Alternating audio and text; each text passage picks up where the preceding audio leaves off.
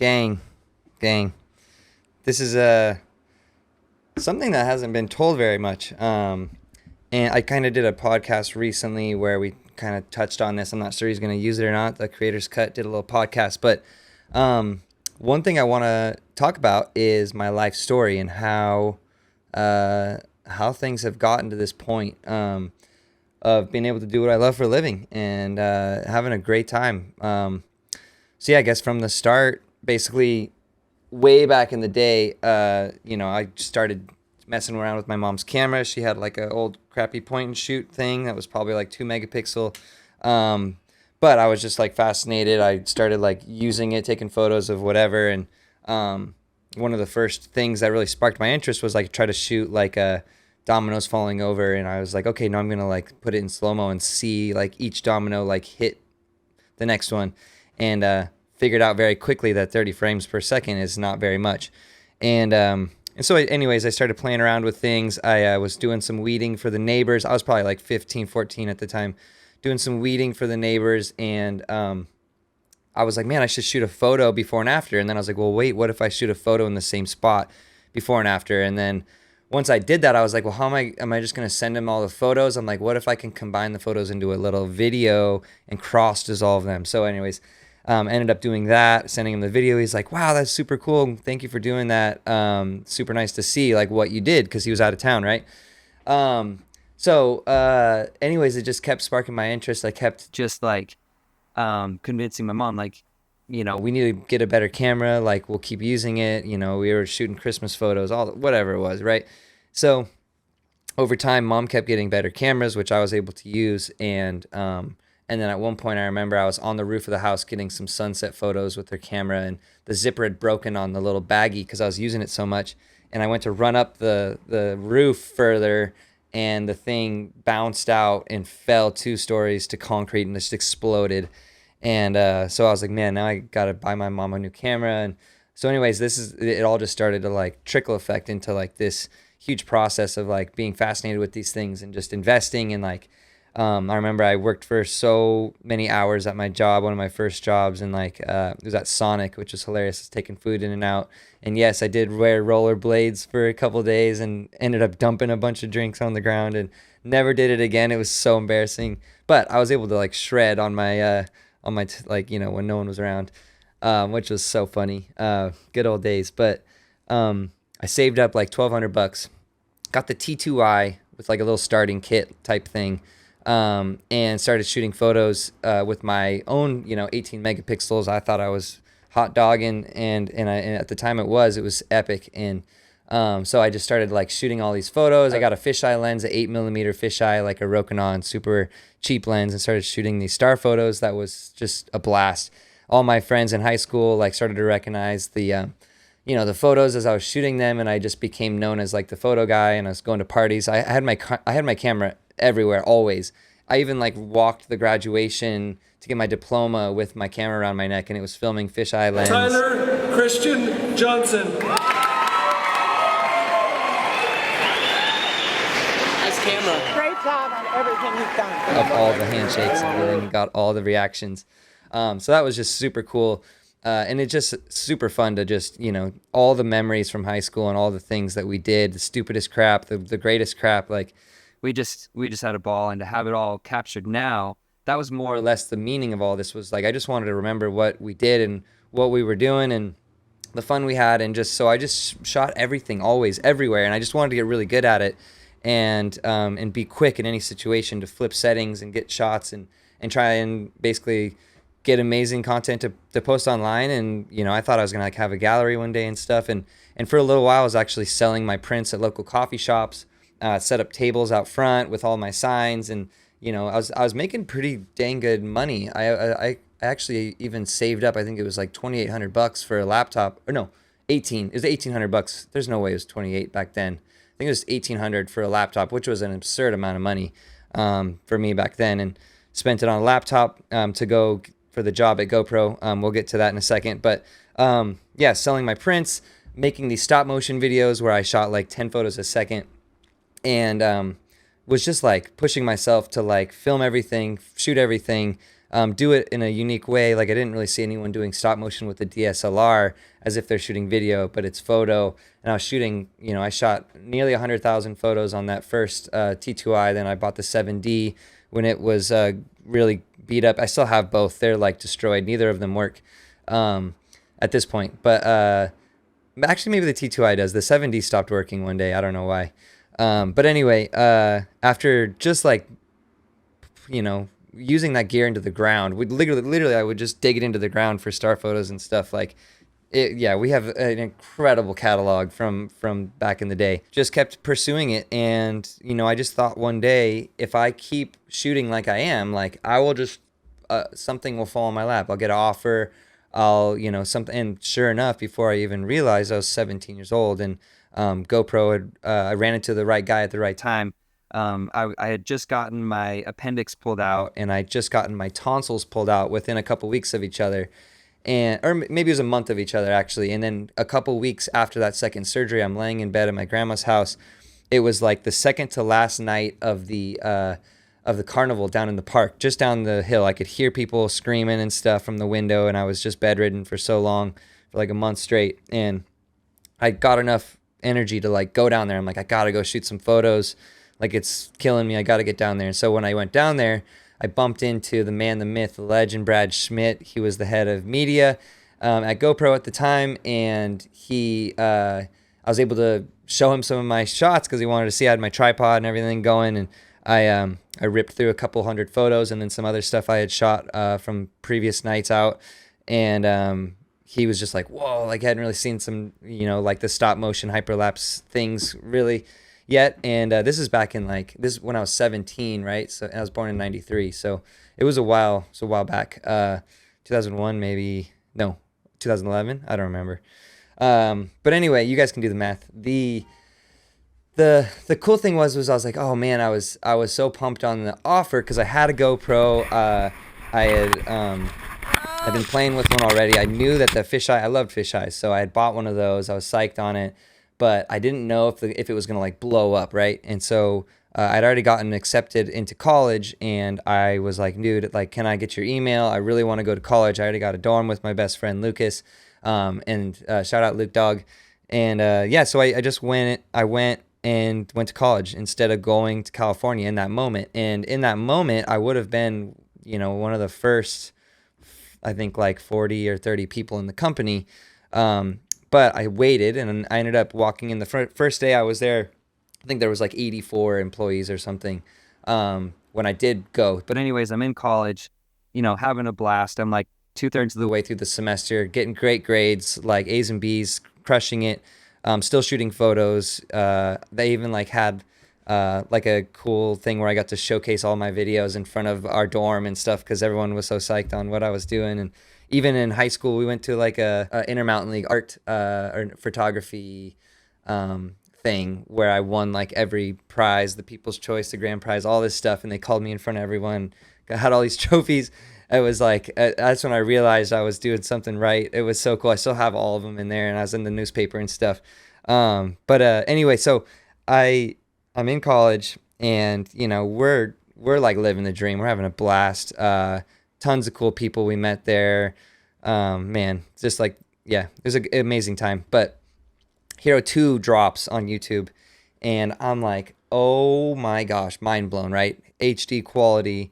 It's like, or maybe Hero 1 was HD, but Hero 2 had the frame rates or something. But man, we were just like, I was tripping. I was like, dude, Lucas, I gotta go, bro. Like, I need to go work at GoPro, I think. So I emailed the guy. He's like, yeah, dude, come out. Like, let's figure it out. We'll be there.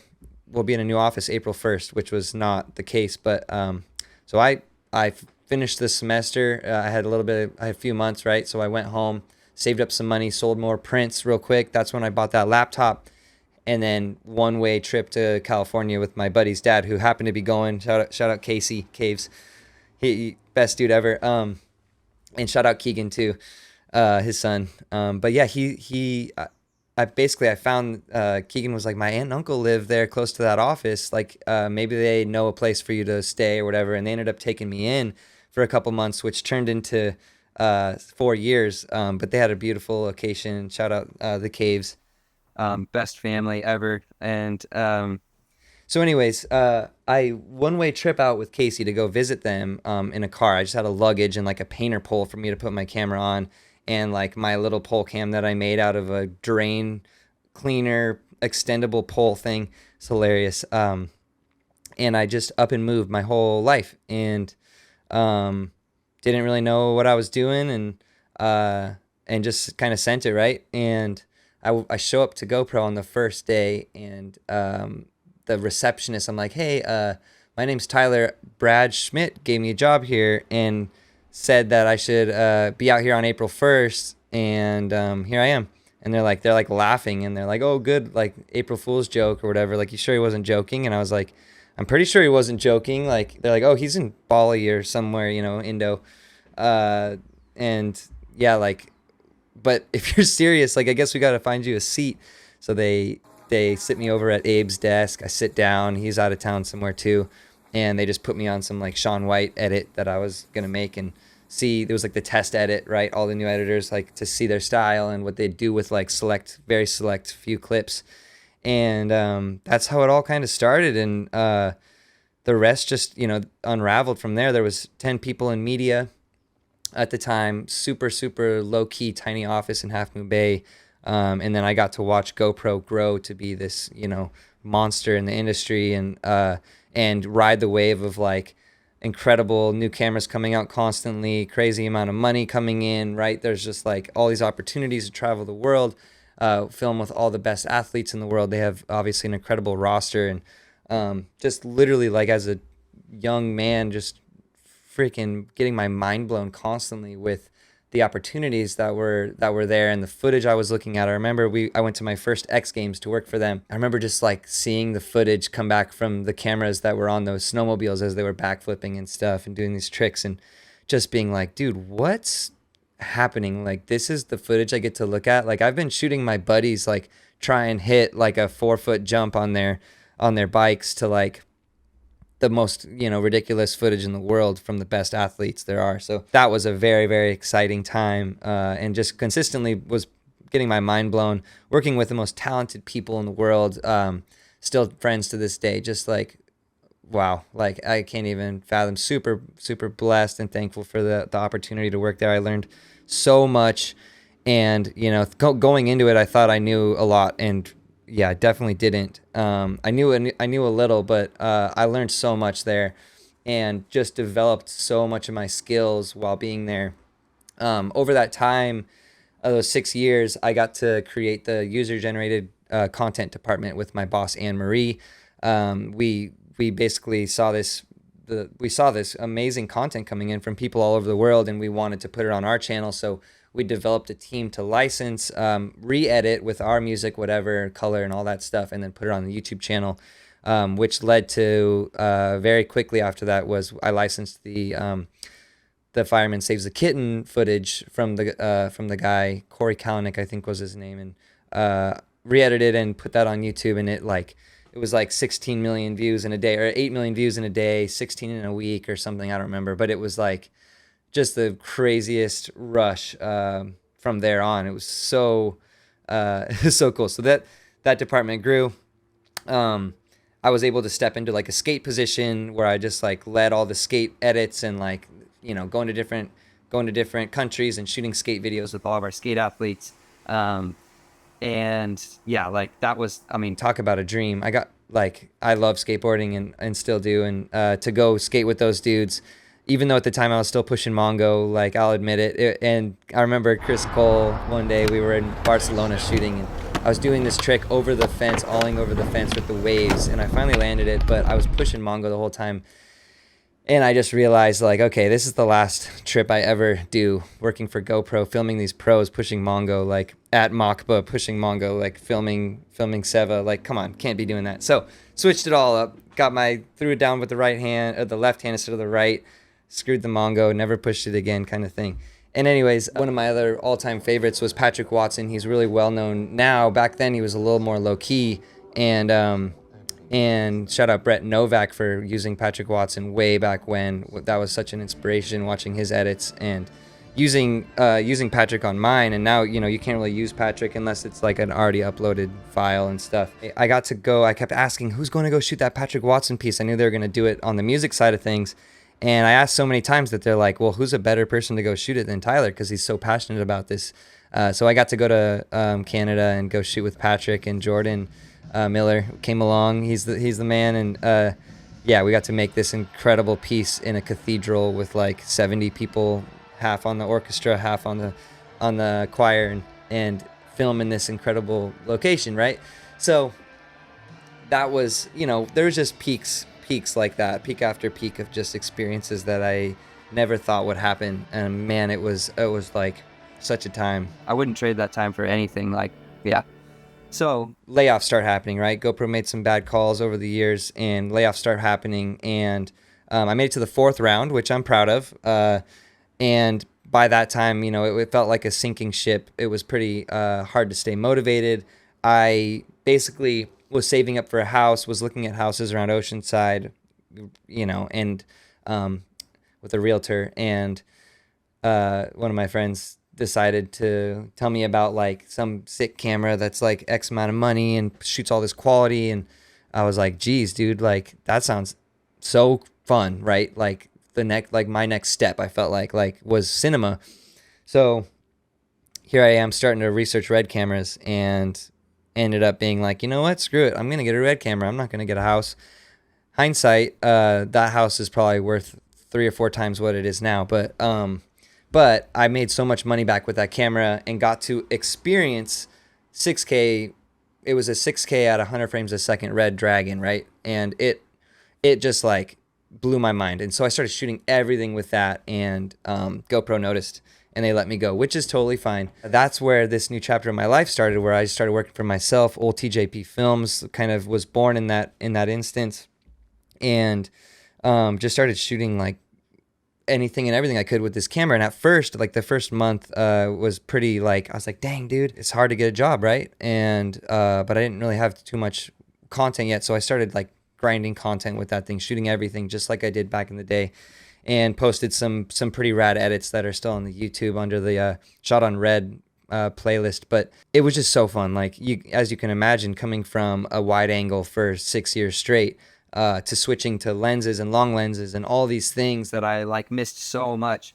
It just opened up the doors to like all these new possibilities for me, and really just got me fired up to like create. And over time, like I realized like how hard it is, right? When a camera's 10 pounds, you got giant gimbals, like all these things, the cost of everything is ridiculous. But I was there for it. I spent like 45 grand that first camera purchase lot. Like, you got the camera, got the gimbal, got lenses, all the things, batteries, cards. Like, it was but it was a freaking joy, right? So anyways, I'm in this new realm. I'm shooting all this stuff. I'm getting more and more new gear. I'm starting to work with lens companies, with motion control companies like Kessler. Started to really just branch out into like, okay, well, cinema is sweet, but what else can I do? Like, there's so much. And I flew tons of drones when there was GoPros on drones back, Phantom 1, 2.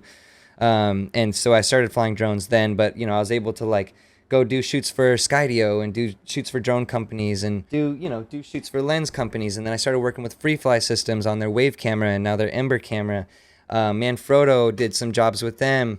I mean, it's just, the list goes on and on. Kessler has been such a huge supporter and has given me everything that I could possibly request from them. Shout out Kessler. I worked with Aperture, F-Pole V, amazing poles, right? So things just grew and grew, and here I am now, which is in a really beautiful spot, not having to say yes to every single job, getting to choose, and just like enjoying life to its fullest, right?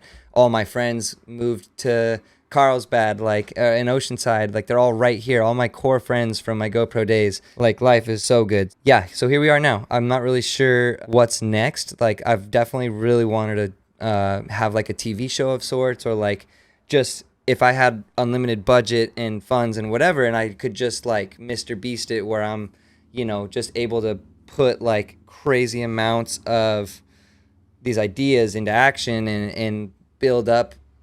Like, I want to like break records in terms of like the craziest rigs that have been built, right? So, and I have a lot of wacky ideas, but yeah. So at this point, I'm just like I'm still reaching out to new people all the time that I want to work with. I want to go all over the place and shoot. I have all these locations I'd like to try out. I want to continue to push like my hyperlapses. Like I'm still doing things that a lot of people don't do, which I'm super psyched about. So I need to keep utilizing that.